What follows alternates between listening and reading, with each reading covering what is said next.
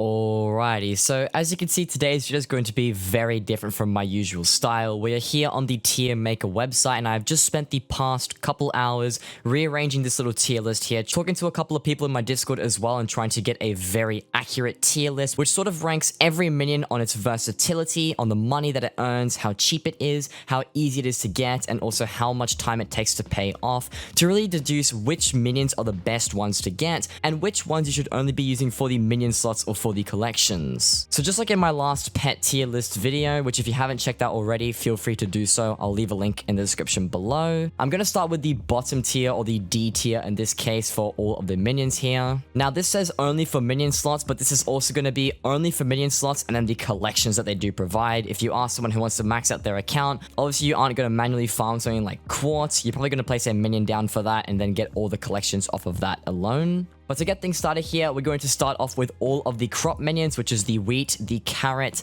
potato, pumpkin, sugarcane, mushroom, cocoa bean, and also the netherwort minion. Now, the reason why all of these crop minions are down in the very bottom tier is because a lot of these crops you do actually end up just manually farming yourself. You're much better off setting up farms for all of the crops that these minions do produce, and then going to Anita and buying the right tools for them, and then actually just manually farming all the collections yourself, and then upgrading all of the minions yourself, because these guys are just far too slow in comparison to all the manual farming you can do. Now, as for the next minions up on this list, I have put the zombie, the skeleton, the creeper, and also the enderman minion on this list as well. And that is because these are some of the mob minions that really don't have much of a use. Now, for these mob minions that I've just placed right here, most of them don't really produce anything that's very valuable. Their interaction speed is also really slow. You can't really set up good AFK farms for them, and the money produced is just very underwhelming compared to other minions. The zombie minion produces rotten flesh, however the revenant minion does produce a lot more rotten flesh later down the line,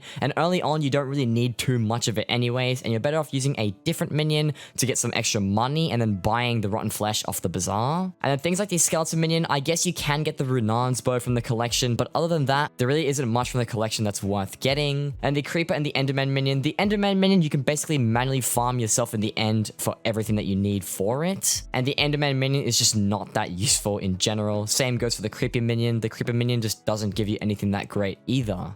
And then for the last minions I'm going to be putting in the bottom tier, we're going to go with the diamond minion, the emerald minion, the quartz minion, the endstone minion, and also the mithril minion. Now these 5 minions here are all mining minions that just don't really work that well either. If you didn't already know, the diamond minion actually produces less diamonds than a snow minion with a diamond spreading. And if you're able to get both diamonds and snow from a snow minion, why would you ever put down a diamond minion if it's just going to be less efficient? As for the rest of the minions here, mining manually for the mithril is much more efficient than using a minion for it. It doesn't really sell for great money either, and this minion is basically useless overall. And then for the other 3 minions here, the emerald, quartz, and endstone, once again, that you would only ever place them down for the collections to make sure you get all the recipes, but even the recipes that they do provide aren't exactly must-haves, and they're not super important to anybody's gameplay. So now we have finished with the only for minion slots or collections tier, let's move on to the situational tier. Now what this means is that there might be more of a use that isn't just minions or useless collections. Whether that be a hard collection to acquire or a really good collection to acquire, maybe there's a couple of very niche situations that you can use them in. That's where we'll put all of these minions in, and they don't really have any other uses aside from that. So to start us off in the situational tier, we're going to have to go with all of the foraging minions. The reason why I'm putting all the foraging minions in the situational tier is because you can actually make a semi-AFK foraging setup with these minions, and because foraging is sort of hated amongst the community and a lot of people really dislike foraging in Hypixel Skyblock, being able to let a minion do that work for you and acquire some of arguably the hardest XP in the game is very, very useful, and it does provide some use, although the money isn't good and really nothing else about it is really good, so that's why I've put it in situational over the bottom tier. Now, the next 3 minions that I'm going to put in the C tier category are going to be the spider, the cave spider, and also the ghast minion. Now, the reason for these 3 mob minions is because the spider and cave spider are actually pretty solid early game. You can get things like quiver upgrades and a couple of really good collections right at the beginning of the game, and also with the correct AFK setup, they can make some pretty decent money, although they are overpowered later on in the game by the tarantula minion, which I will get to later on in the video. And then as for the Gas Minion, I've only put this here because it's by far one of the most annoying collections to get. Gas can only spawn twice at a time in every spawn rotation in the Blazing Fortress. And because the Gas mob is so hard to farm, you may as well just put a minion down for it, unlock the collection for it, even if it's useless. But the reason why it's not in this category is because it is just the hardest collection to unlock, so I figured I'd put it one tier higher for that reason. And then of course for the final minions that go in the situational category are going to be the Gold Minion, the Obsidian Minion, and also the Sand Minion. Now the reason why the Gold Minion is here and not in the very bottom tier is because when Diana rolls around, gold does become somewhat high in demand, and it can be used for Griffin pets, and there is a couple of other uses for it. Although that isn't really useful all the time when you're playing Skyblock, the money isn't super great either, and it also doesn't provide that crazy of XP. And if you're going to be using the gold minions, you either have to use an auto smelter or a dwarven compactor, which already has the auto smelter inbuilt into it, which just adds onto an extra cost here, and it's very inefficient and super annoying. Obsidian Minion, on the other hand, it does have the tree capitator, which is a very useful foraging item. Although aside from that, the collection used to have the ender chest pages, although it doesn't have them anymore. So Obsidian Minion is pretty useless. There's not too much of a use for it, although Obsidian is also another thing that's really hard to manually grind. And like I said, the tree capitator does have a pretty good use, so I did sort of put that a little bit higher than this tier here. And then Sand Minion, while the money isn't too great, there is a very interesting setup that you can use with sand, where the sand falls down and gets auto broken without the minion actually having to break the sand itself. And because there is some very good designs that you can use with Sand Minions, it does place it a little bit better than just the minion slots here. Although there are much better options to earn money in this game, so I'm just going to put it in the situational, as there really isn't that much of a use for it. And then for the last two minions that'll go in the situational tier, I'm going to move the Cactus and the Flower Minion in here. Now the reason why I have Cactus in this tier and not in the very bottom one is because Cactus isn't really something that you do manually farm, and I've actually seen a lot of people who complete the Jacob events by putting down a bunch of Cactus minions and then actually breaking all the Cactus that those minions produce. And I feel like early on that might be a decent option to try and get some easy Jacob medals if possible. Although obviously once you do set up a proper farm for the Cactus, you aren't going to need it at all whenever you do decide to farm more Cactus. And then the Flower Minion is in the situational tier because it does complete Romero quest. Without the Flower Minion, you wouldn't be able to get the legendary Ring of Love. And of course, who doesn't want a legendary talisman? That thing is very, very useful, which is why the Flower Minion is in situational. Moving on to the somewhat useful tier. Now this is going to be for the minions that have a bit of a use. They might make some pretty solid money. They might be somewhat decent under certain circumstances, and they do have a bit better of a use than the situational tier. So to start us off here, I'm going to move the Pig, the Cow, Slime, Revenant, and also the Gravel Minion into this tier. Now, the reason why I put all 5 of these minions here is because these, with the right AFK setup, make a lot of money. They make more money than, say, the Spider and the Cave Spider minions that are in the situational tier. And especially with these weird events, such as the recent one with the Technoblade stuff, the Pig minion did skyrocket in price, and there's been a couple of weird fluctuations recently. And I've also heard of some interesting gravel setups that do make a lot of money, similar to the Sand minion, although the Gravel minion is just a higher demand than Sand is. And then Revenant minions are placed here because they're really expensive to get and very hard to max out and get a good setup for, but they do produce a lot of rotten flesh and they can be very solid for money. So if for some weird reason you chose to go with a maxed out tier 11 Revenant setup or even tier 12, then this minion would of course be really good, but it's just completely absurd and not a very viable option. Now, the Cobblestone Minion, Iron Minion, Ice, Coal, and Glowstone Minion are all in this tier as well for a couple of different reasons here. Now, the reason why Iron and Glowstone are in this tier is because Glowstone actually makes some really good money that not many people are aware of.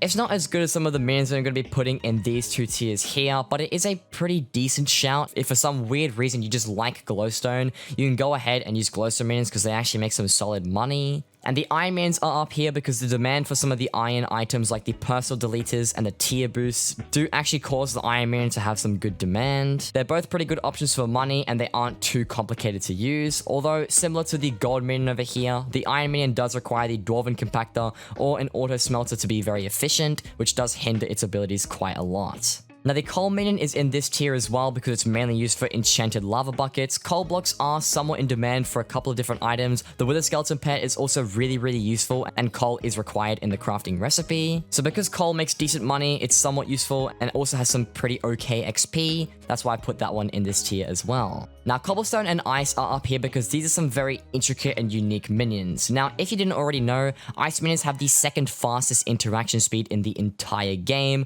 They are beat by the snow minions, which we haven't covered in this tier list just yet, and also has some pretty okay XP. And for that reason, and also some very interesting setups you can use with the ice minion, this is why I've put it in the somewhat useful. It makes decent money, it has a lot of potential, but it certainly isn't one of the better options. And then same with the cobblestone minion, it has some really good potential. Its AFK ability is very powerful too, but just like the ice minion, it's not the best option. It's not amazing, which is why I've put it in somewhat useful. So now we move up to the A tier, or in this case, the worth getting stage. Now these are minions that I would say are very worth getting for any player at all. They might be the more important collections that you should get your hands on. They might have some really good capability for money, and just minions that are mostly useful for a lot of different things. So the minions that'll be coming into this A tier are going to be the sheep minion, chicken minion, rabbit minion, blaze minion, magma cube minion, lapis minion, and also the fishing minion. Now these 5 minions here, the sheep, chicken, rabbit, blaze, and magma cube, are all in worth getting because they are definitely the best AFKable minions you can get your hands on. They aren't quite as good as the tarantula or the melon minion, and I will cover those ones when we get to them in the must-have category. But these ones here all make some insane money. They work very well. Their setups are not very complicated. They can also be boosted by different pets, and overall are just a very solid option. But the main downfall to these 4 minions, not quite the magma cube, but these ones over here, are that they're very expensive to start out with. They're hard to max out and not very easy to get a lot of money for. And because they're not as easily accessible for earlier game players, that's why I've put them a little bit lower than must have. Now lapis and fishing minion are a very interesting one. Similar to these ones here, they are very expensive if you decide to use them later on in the end game,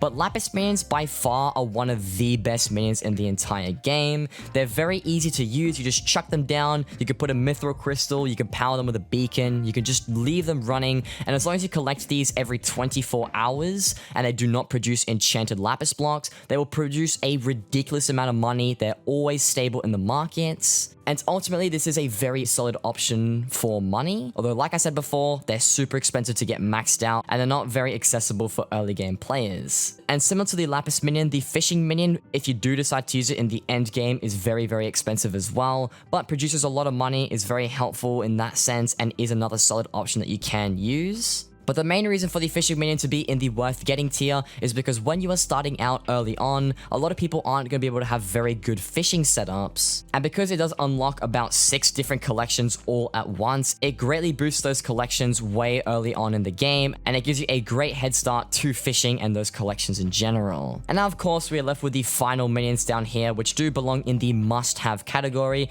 These are minions that I would highly recommend you have at least tried at some point.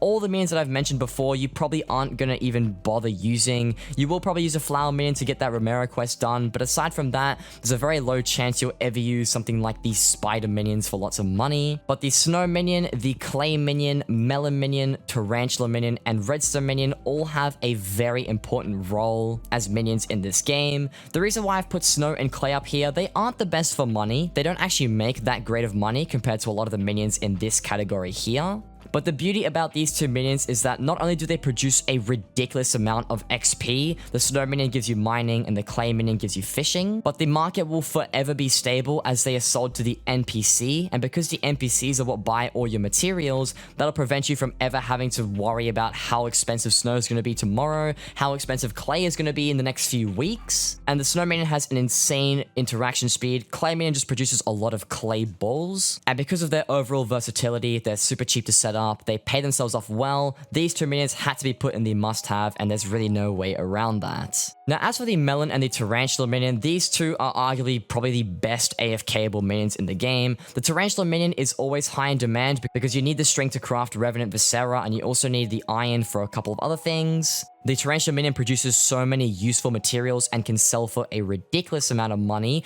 if you use the correct setup. And with the right AF cable setup and also a spider pet, this thing is absolutely busted. It makes great money. It has been #1 for a very long time. So if that's what you're looking for, Tarantula Minion is the way to go. As for Melon Minion, this thing is one of the best for farming XP and mining XP. If you chuck a diamond spreading on the Melon Minion and you do set them down and you have a rabbit pet and a farming crystal, these things produce a ridiculous amount of XP. They're not that great for money and they aren't really designed to make a lot of coins, but if you're really looking to get good XP in collection, Melon Minions are 100% the way to go. And then last but not least, of course, the Redstone Minion. A lot of you guys might be confused, why is Redstone Minion at the top of the list? Well, the reason for that is because the accessory bag is by far probably the most important thing in Hypixel Skyblock. Without having a full talisman bag and not being able to use as many talismans as possible, it makes it very, very hard to play the game and it hinders your abilities drastically without them. And because the Redstone Minion helps you unlock that collection much quicker, it is an absolute must-have at the very beginning of your Skyblock journey. And it's also very cheap and a great early game moneymaker to get you started before you upgrade to anything else.